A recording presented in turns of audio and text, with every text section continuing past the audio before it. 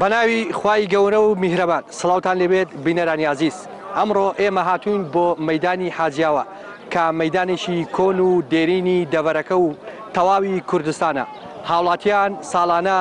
لە تەواوی کوردستان و شار و شارۆچکەکان ڕوو لەم مەیدانە دەکەن بە مەبەستی کڕینی ئاژەڵ لەگەڵ نزیکبوونەوەی جەژنی قوربانیش گەرموگوڕی زیاتر دەکەوێتە ئەم مەیدانەوە و هاوڵاتیان دێن بۆ کڕینی ئاژەڵ بۆ ئەوەی بیکەن بە قوربانی و خودای گەورە لە خۆیان ڕازی بکەن. دەچینە لای هاوڵاتیان و بەسەریان دەکەینەوە. لەگەڵمان بن.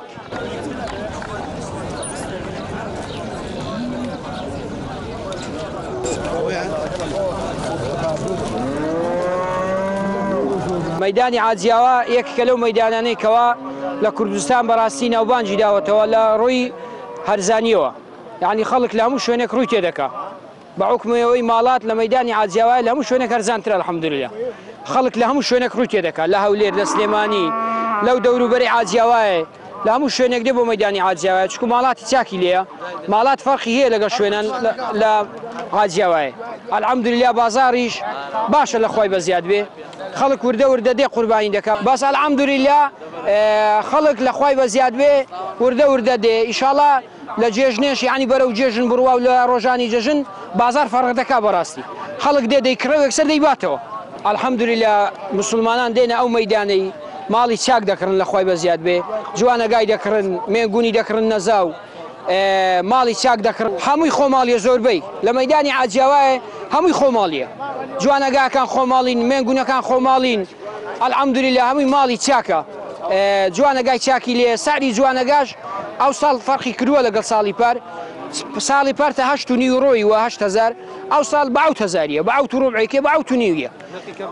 مێنگونیش ساڵی پار فەرقی کردووە، ئێستا مێنگونی چاک چاک تا 8.5 یورۆیوە، 8,000 خوار عوتی دەکا مێنگون. پار تقریبا مێنگون 8.5 دەکرد، بەس ئەو ساڵ بەدەگمەن هەیە، ینی چاک چاک نەبێ 8.5 نیاکە بەڕاستی.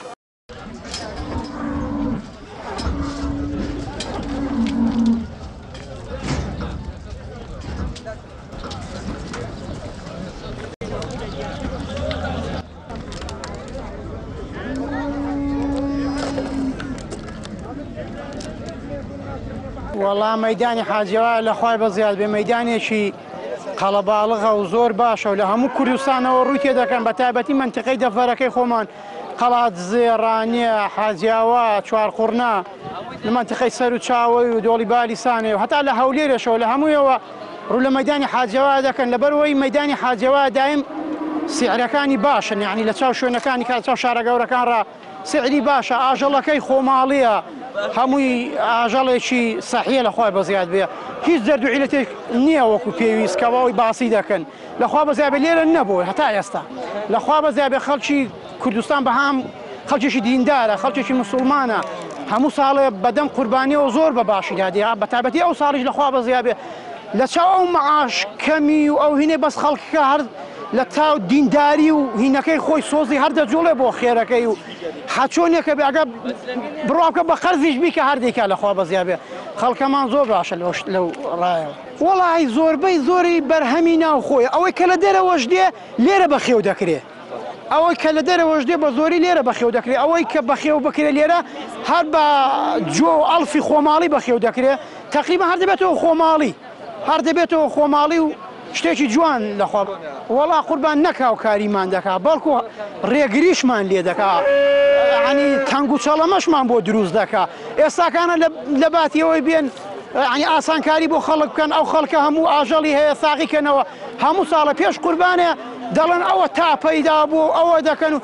کە هیچ ڕێن هەر قسەکەی لە پەیجەکان دەکەن، نا هیچ شتێکیش تا ئێستا حکومەت نەهاتوە لێرە چاودێری یان تیمێکی پزیشکی بێ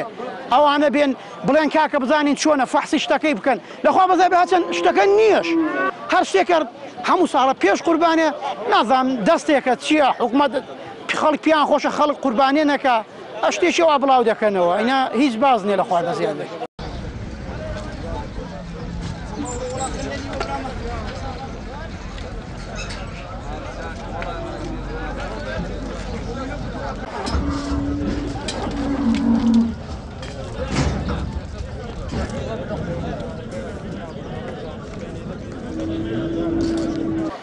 بەخێراتنی کەناڵی پێیام دەکەین بۆ مەیدانەکەمان مەیدانی ئاژەڵانی عاجیەوە لە هەموو دەوروبەری ڕووی تێدەکا خەڵکێکی زۆر دێ بە تایبەت بۆ قوربانان لە هەموو شارەکان ڕادێ لە هەولێر لە سلێمانی لە دەوروبەری لە قەڵازێ لە مەندیقەی لە هەمووی ڕاهەردێ بۆ مەیدانی عاجیەوە مەیدانێکی گەورەیە ماڵەکەشی ماڵێکی چاکی لێە ماڵی خۆماڵی زیاتر لێیە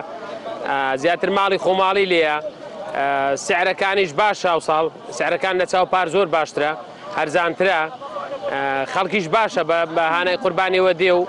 خەڵک زۆر کڕیوێتی خەڵک زۆر گەرم و گۆڕە قوربانیش فێربوونە قوربانی ئەوەی فێر بێ هەر دەیکە ئارێ وەڵڵا ئەگە فێر بووە بەسگە فێر نەبێ ڕۆژی قوربانی دەڵێ ساڵێکی دێمە دەیکەین ئەگە فێر نەبێ ئەگە فێر نەبێ دەناگە فێر بێ قوربانی فێربوونە قوربانی هەر کەسێک فێر بۆ دەبێت ئیلا بیکار دە ڕۆژی بمێنن عنی تای لێە لە تاوانی هەتا دەیگاتێ قوربانی فێربوونە خەڵک زۆر خەڵکیش وعزی باشە لەخوا بە زیاتر 180 زیاتر خەڵک لە وەختی قورباناندا زیاتر دێ ئێستاش خەڵکە فێر بووە گە ڕۆژێک دوو ڕۆژی مان زیاتر دەکرێت جاران وانە بۆ جاران کابرا دە ڕۆژ دێما زیات زوو پێشتر دەیکڕی بەس ئێستا باشترەوە ئەوەی دەکا بەس خەڵکەکە و ساڵ لەخوا بزیات بێ زۆر وشار بۆتەوە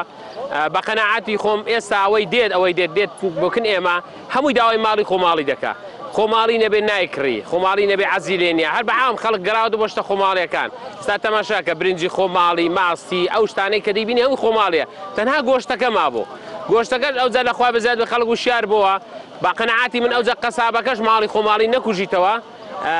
گۆشتی لێ ناکڕی بە قەناعەتی خۆم وای لێ دێ خەڵک وای لێ دێ حکومەتی هاوکاری ناکە چونکە شەریکمان نین هیچیان ئەگەر شەریکمان بن وڵا هاوکاریمان دەکەن بەس هیچیان ئێستا شەریکمان نین ئێستا چونکە لە ماڵە سیمی تاوەڵ و بۆرەکەی ئەوانەش کاس بن وەکمە فێرم عاملەی بوون لە بۆ هەموو هاوکاریەک دەکەن بۆوان بەس بۆ ماڵی خۆماڵی هیچ هاوکاری ناکەن بەس ڕێگریمان لێ دەکەن ساڵانە جاران وەختێکی بۆ خۆیان بە فکریاندا دەدەڵن ڕێگاکان بگرن هەر بەفشە ڕێگاکان بگرن ئاوا بکەن هەر ئەوەندا دەنا ڕێک هاوکاری دەرزیکشمان نایدەنێ بەیتەری هەیە با دەرزیەکی بدا بە یەک مەعاملەتی بڵێ دەرزێکە مەرگرتووە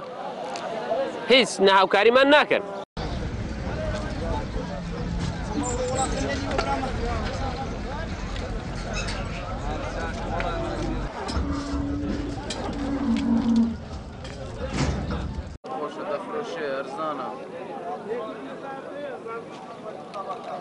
ئاژەڵداری لە تەختەخەوە هاتوین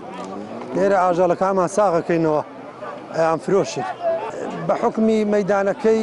وەک دەڵێ مەساحەتی گەورەی هەیە و مەنتیقەی زۆری بەسەرەوەیە مەیدانەکەی زیاتر ئاژەڵی لێ ساغەبتەوە بۆیە زیاتر مەنتیقەی تەختەق ڕوو لە حاجاوەیەکە وەک لە هەولێر و سلێمان الحەمدولیلا خەڵکی کوردستان بەعام خەڵکەکی دیندارە ئیتر هەموو ساڵە لە مەوسیمی قوربانی ئەوانە